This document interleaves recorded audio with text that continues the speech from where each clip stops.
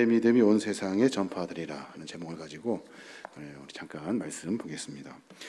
이번 주 화요일부터 토요일까지 저희 교회 윤영구 장로님, 선교위원장이신 윤영구 장로님하고 저하고 연해주에 이렇게 방문하게 됩니다.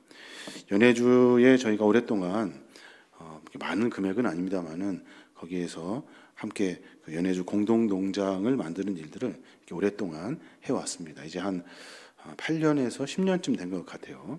구상하고 계획한 일하고 또 실행하는 일들. 그 위치가 어디쯤 되냐면 블라디보스톡 거기에서 조금 위로 올라가면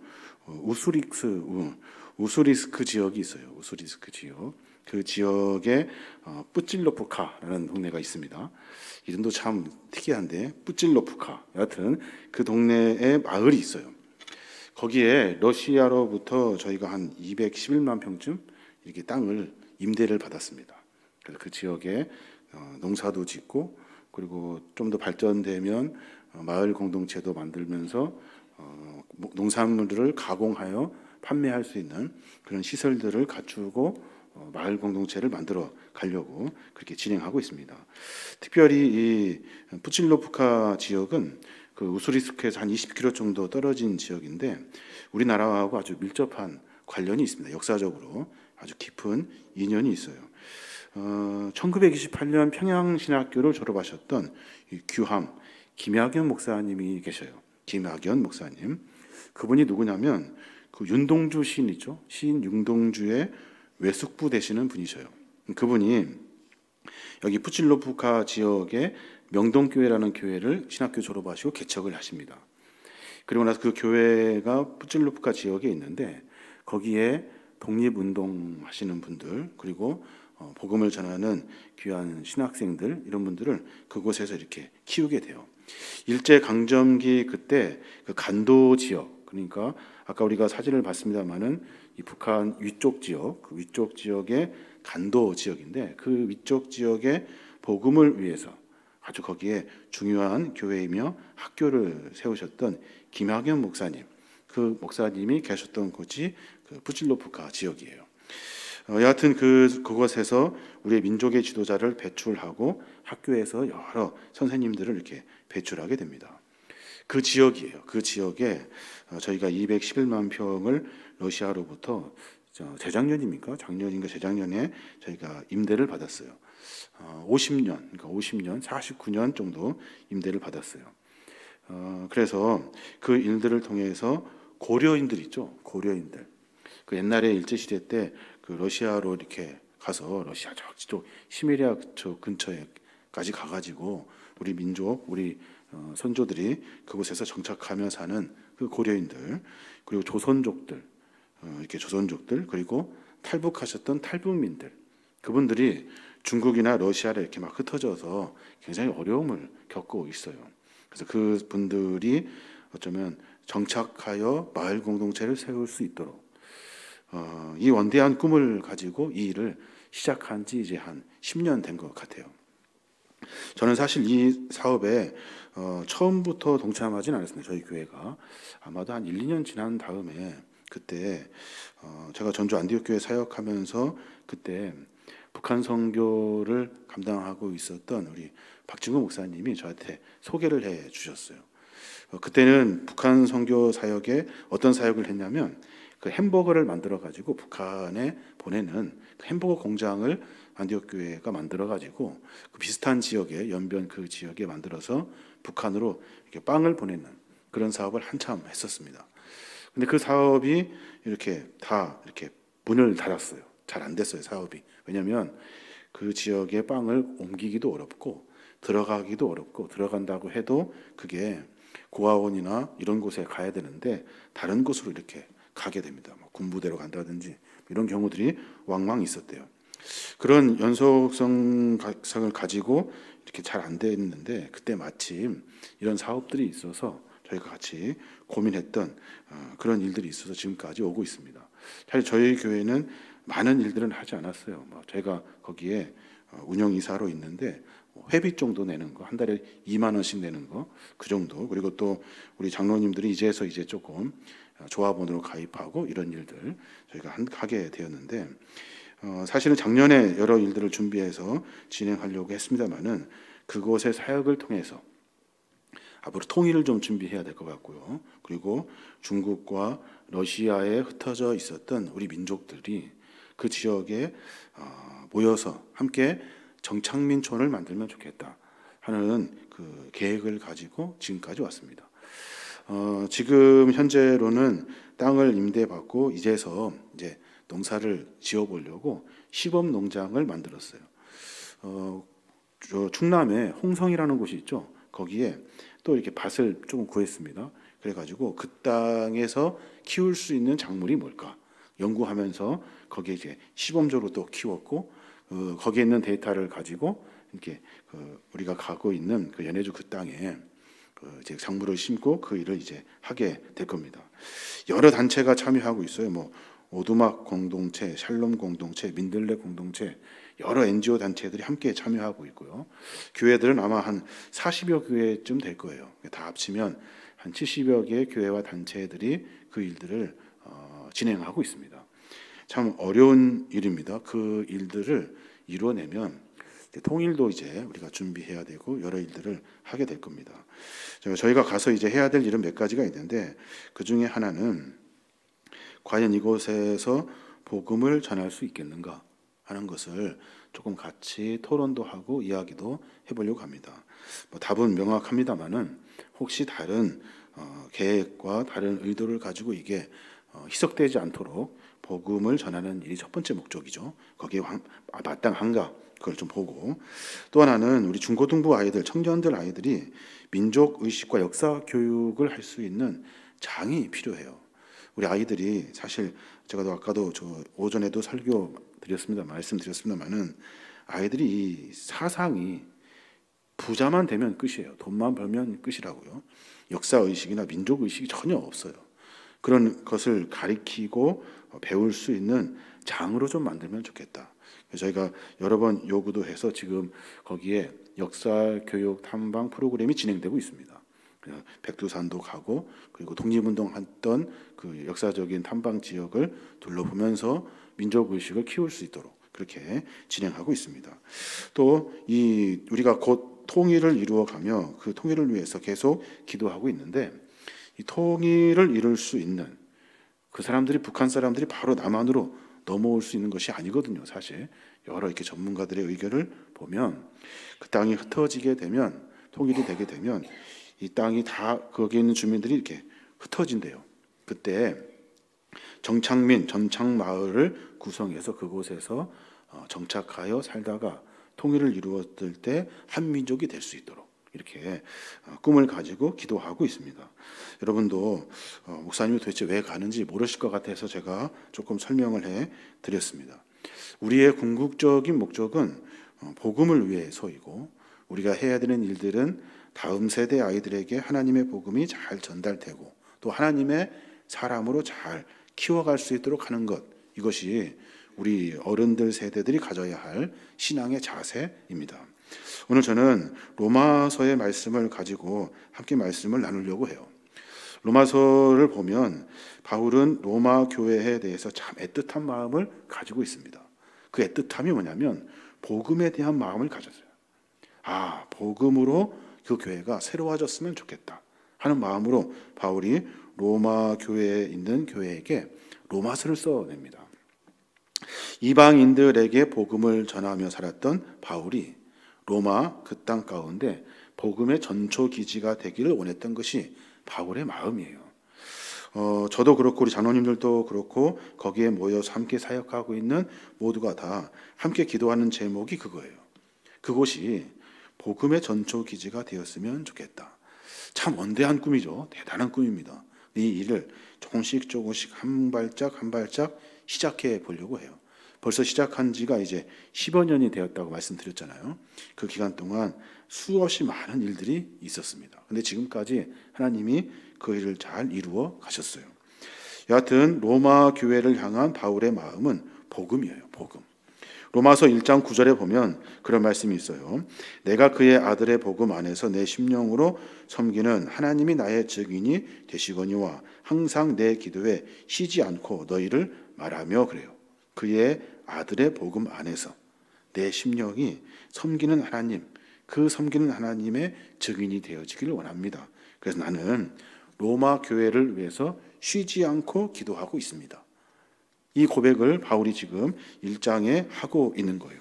하나님 그 복음을 위해서 바울에게 열정을 갖게 하셨고 그 열정이 선교의 길을 걸어갈 수 있도록 해 주신 거예요. 어떤 마음이 없으면 그 사업과 그 일은 불가능하냐면 복음에 대한 열정의 마음이 없으면 이 사업을 해낼 수가 없습니다. 쏟아부어야 될 일이고 그리고 손해 많이 날 거고 급격한 일들이 갑자기 수없이 많이 일어날 거고 또 어떤 통계를 보고 여러 상황을 좀 보면 잘 될 때까지 러시아인들이 기다린대요. 잘 되면 싹 뺏어간대요. 그런 얘기도 있고 여러 이야기가 있습니다. 근데 그 중에서 가장 중요한 것은 우리가 그 일을 준비하고 있는 우리 모두가 다 복음을 위한 열정이 있다 한다면 그 일은 충분히 가능하지 않을까라는 생각을 해보게 됩니다. 바울이 로마서를 쓸 때 바울이 직접 쓰지 않습니다. 여러분 잘 아실 거예요. 직접 막 친필로 열심히 열정 가지고 막 쓰지 않습니다. 쓸 수 있는 상황도 아니고 그리고 또 바울이 많이 지쳐있는 상태여서 바울이 쓰기가 참 어렵습니다. 그때마다 바울은 포기하지 않아요. 쓰지 말아야겠다. 그냥 말아야겠다 하지 않고 그 더디오라는 사람, 대필가를 불러가지고 대필시킵니다. 대필시켜요. 그 편지를 쓰게 합니다. 그리고 결국에는 로마서를 만들고 여러 편지를 대필자를 통해서 쓰게 해요. 사도 요한도 마찬가지로 대필자가 써줍니다. 여하튼 그 열정을 통해서 그 글을 기록해내고 남기고 싶었던 거예요. 또 갈 수가 없죠. 로마 교회에 쉽게 갈 수가 없습니다. 가고 싶었는데 하나님이 막기도 하였고 여러 상황으로 갈 수 없는 상황에 그때 베베라는 자매를 불러요. 그래가지고 로마 교회에 편지를 전합니다. 아주 열정을 가지고 꼭 전하고 싶은 거예요. 왜 그럴까요? 복음의 열정이 있었기 때문에. 그렇기 때문에 어떻게든지 그 일을 하려고 하기 때문에 한 거예요. 하나님께서는 여러 사건들을 통해서 바울을 통해 로마 교회에 복음이 전해지게 하고 있어요. 오늘 편지에 보면 바울은 이미 생성되어 30년 정도의 역사적인 정통을 가진 그런 교회예요. 굉장히 조금 이렇게 자리를 잡은 탄탄한 교회였다고요. 근데 그 로마 교회에 바울이 문제점을 발견해요. 그 문제점이 뭐냐면 복음에 대한 열정이 없어. 이 사람들이 교회 공동체 안에 함께 믿음의 공동체를 이루면서 오랫동안 역사적인 전통의 교회로 커가고 있는데 복음의 마음이 1도 없는 거예요. 1도. 그래서 바울이 로마서의 그 서신을 통해서 도대체 예수가 누군가, 복음이 뭐냐, 하나님이 뭐냐라고 하는 이야기를 쭉 기록해 내게 되는 겁니다. 로마 교회는 지성인들, 권력자들, 재력가들이 모여 있는 품위 있는 엘리트 교회였다는 거예요. 그들에게는 충분히 할 수도 있는데 숫자도 되고 모든 일들에서 우월감을 가지고 있었는데 복음에 대한 열정 그 하나가 없는 거예요. 바울이 그것을 참 안타깝게 생각을 합니다. 그래서 로마 교회를 향해서 하나님이라는 단어가 귀에 박히도록 예수 그리스도라는 분을 아주 귀에 박히도록 삶 속에서 무엇을 어떻게 살아야 되어야 하는지의 이야기를 아주 그냥 뼈저리게 아주 새길 수 있도록 아주 하나도 놓치지 않고 전부 다 설명해 줍니다. 로마서 1장 15절에 보면 그렇게 그 열정을 기록하고 있는데 나는 할 수 있는 대로 로마에 있는 너희에게 복음을 전하기를 원하노라 그래요. 아무것도 없는 상태 아닙니다. 중진교회쯤 돼요. 아주 중견교회, 탄탄한 교회쯤 되는 로마 교회를 향해서 바울이 편지하고 있는 거예요. 너희들이 복음을 전하기를 원한다. 복음을 갖기를 원한다. 자존심이 엄청난 사람들이죠. 로마 교회 사람들. 자존심 여지없이 구겨놓는 말입니다. 믿음 생활 연태까지 뭐 했니? 복음이 하나도 없는데 하나님을 아니? 예수를 알아? 예수 믿으면 무슨 일을 해야 되는지 아니? 라고 바울이 무섭게 질책을 하는 겁니다. 그런 역사적인 배경을 보고 로마서를 읽어야 하는 거예요. 근데 로마서를 보면 로마 교회 성도들이 그 말을 듣고 수용을 합니다. 수용을 받아들여요. 바울의 이야기를. 그러고 나서 그 받아들이는 성도들이 조금씩 바뀌어가기 시작합니다. 로마서 1장 7절부터 보면 그 이야기를 하고 있어요. 하나님의 사랑을 받아 성도가 된 로마의 모든 사람에게 하나님 우리 아버지와 주 예수 그리스도의 은혜와 평강이 함께하기를 바랍니다. 하나님의 사랑을 받아 성도가 된 로마 교회 모든 사람들.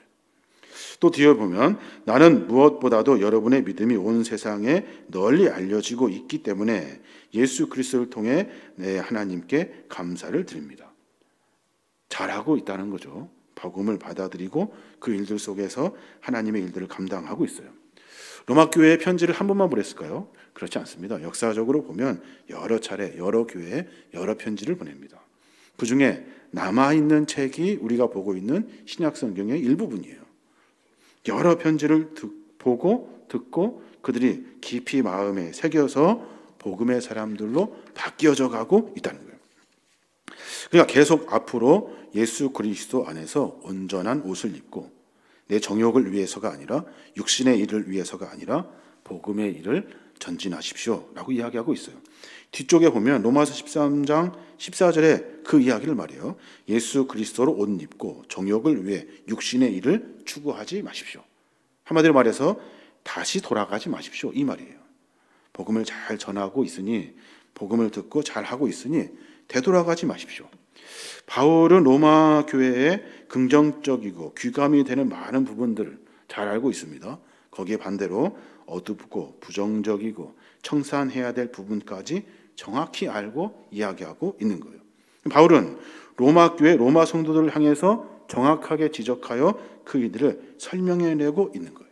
저는 오늘 짧은 시간이지만 로마 교회를 향한 바울의 복음이 어떻게 전달되어야 하고 또 그들이 무엇을 고쳐야 되는 이야기를 조금 나누어 보려고 합니다. 복음을 전하기 원한다면 어떻게 바뀌어져야 하는지.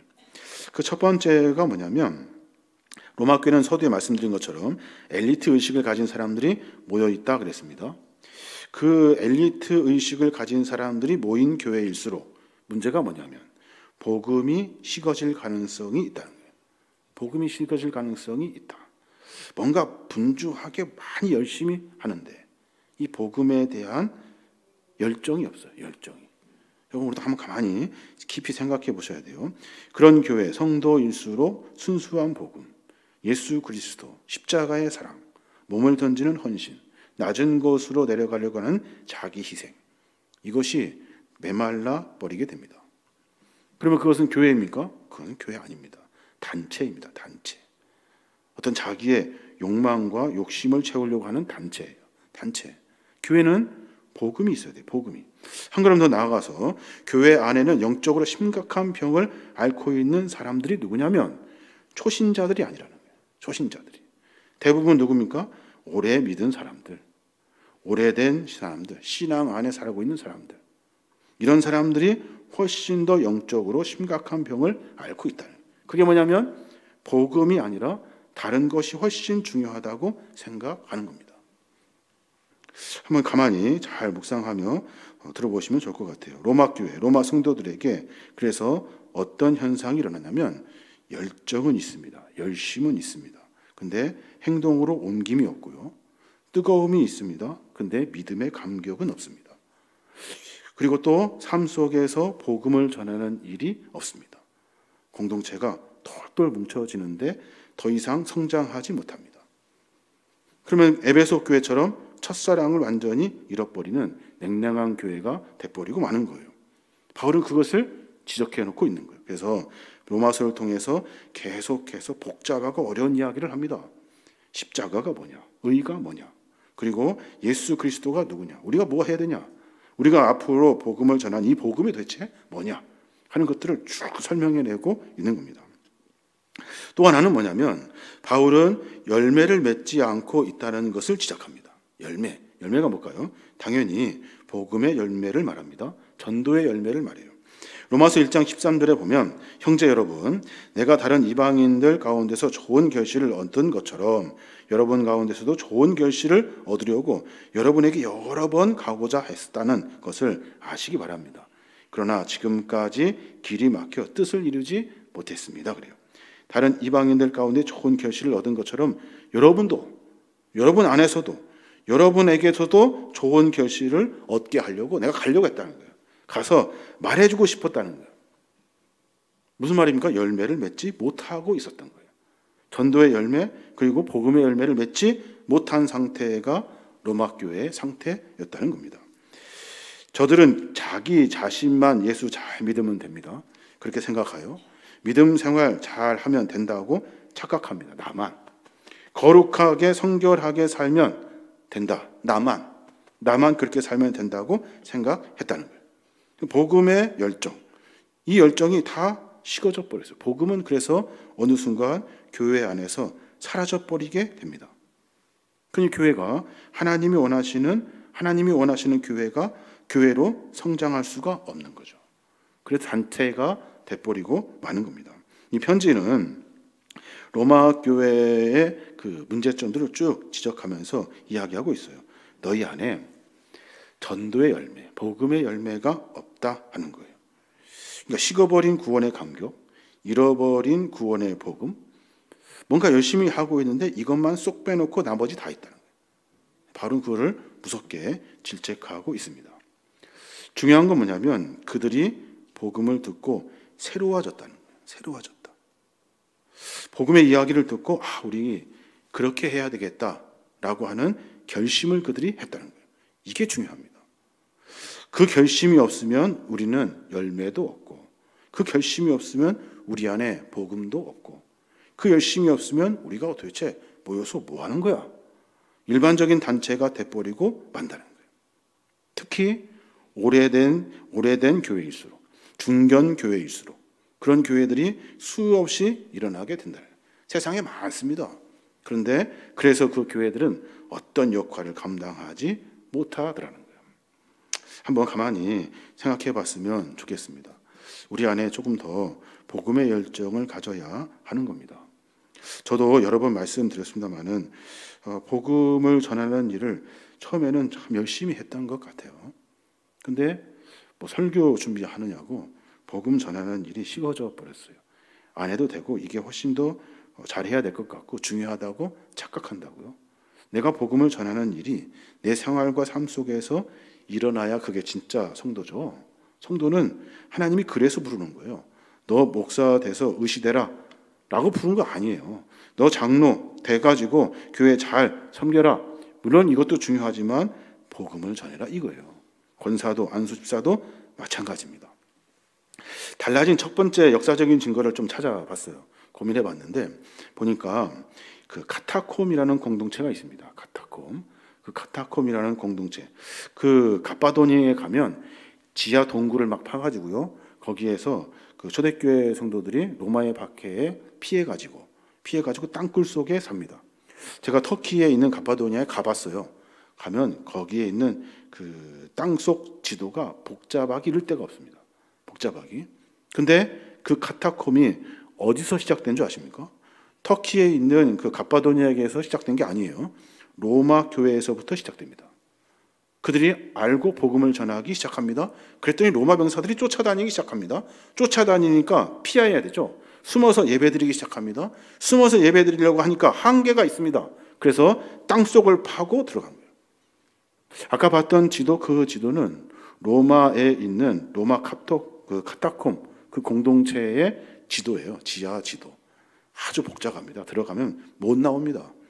그 지도 없습니다. 요즘은. 하여튼 그 땅에서 그렇게 열정을 가지고 살아가더라는 거예요. 달라졌죠. 분명히 달라졌죠. 여러분 아시는 것처럼 로마 교회를 통해서 세계의 그 여러 나라에 복음이 전파되기 시작합니다. 모든 길은 로마로 통한다. 그것처럼 모든 복음은 로마를 통해서 라고 하는 말처럼 복음이 로마를 통해서 수없는 곳에 전파되더라는 거예요. 왜요? 그들이 달라졌거든요. 그들이 새로워졌거든요. 전에는 조금 이렇게 복음에 대한 열정이 없었는데 다른 것이 훨씬 중요하다고 생각했는데 근데 그들이 달라져서 복음을 전하는 일꾼들로 살아가게 되었다는 겁니다. 사랑하는 여러분, 로마 교회가 복음을 다시 들고 복음의 열정을 가진 것처럼 우리도 복음의 열정을 좀 가졌으면 좋겠어요. 나를 부르신 하나님의 궁극적인 이유는 너 구원 받아서 잘 살아라. 이거 아니에요. 나를 구원하신 하나님의 궁극적인 목적은 너를 구원해 주었으니 네가 받은 감격과 은혜를 다른 사람도 맛보게 하여라 하는 것이 주님의 명령이에요. 이거 다 걷어내고 나만 구원받고 나만 신앙생활하고 이렇게 산다고요. 복음을 전할 때 많은 사람들에게 복음을 전하려고 하는 의지가 있는가? 내가 복음을 전한 경험이 있는가? 어떻게든 그에게 복음을 전하고 싶은 마음이 나에게 있는가? 한번 깊이 생각해 보시면 좋을 것 같아요. 우리 교회도 예외는 아닙니다. 여러 일들 속에 복음을 다시 붙들어야 하는 겁니다. 저는 기도하면서 그런 생각을 해봅니다. 우리가 연변 지역에 우리가 탐방하는 일들을 하게 되는데 저는 장로님들한테도 말씀드렸습니다. 만약에 그곳이 무슨 은퇴 목사님들의 거처가 된다거나 아니면 그 지역이 어떤 이득을 보려고 하는 단체가 들어왔거나 그런 일이 있으면 단방에 끊어버릴 겁니다. 단방에 막 연결되고 이렇게 하려면 하면 안 돼요. 복음에 대한 본질적인 이야기가 없으면 끊어야 돼요. 저희 교회는 선교사님들 후원하다가도 문제가 있으면 돈을 회수합니다. 회수. 저는 분명히 약속합니다. 그런 일들을 하게 돼요. 분명하게 복음에 대한 열정이 있는가, 그런 의지가 있는가 하는 것을 찾아가야 하는 겁니다. 여러분 많이 기도해 주시면 좋을 것 같아요. 그 일도 그렇고 우리 온 교회 성도들이 이제는 복음을 전할 수 있는 사람들로 복음의 열정을 가지고 다른 사람들에게 예수 믿으라고 말할 수 있는 용기가 좀 있었으면 좋겠어요. 요즘 시대가 교회에 대한 부정적인 일들이 너무 많아서 복음 전하기가 참 어렵습니다. 이럴 때일수록 여러분의 삶의 모습을 보고 복음을 들을 수 있도록 여러분의 삶을 정비해야 돼요. 신앙인들은 입술로 고백하는 사람들 아닙니다. 저는 그거 싫어합니다. 성경적이지도 않습니다. 삶으로 고백되어야 하는 거예요. 그래서 주변 사람들이 우리의 삶을 보고 마치 로마 교회 성도들이 카타콤에 숨어서 열심히 신앙생활했던 그 모습을 보고 신앙의 열정을 가졌던 것처럼 우리의 삶을 통해 복음이 전파되도록 우리 삶을 정비해야 하는 겁니다. 참 어려운 일입니다. 저도 실수할 때 많고 어려운 일 많이 있습니다. 그런데 의식적으로 늘 깨닫고 돌이킬 수 있는 우리의 모습이 우리 안에 있어야 할 겁니다. 이제 한 주간 살아내면서 같이 고민해 주셨으면 좋겠어요. 복음에 대한 열정을 가지고 살아보자.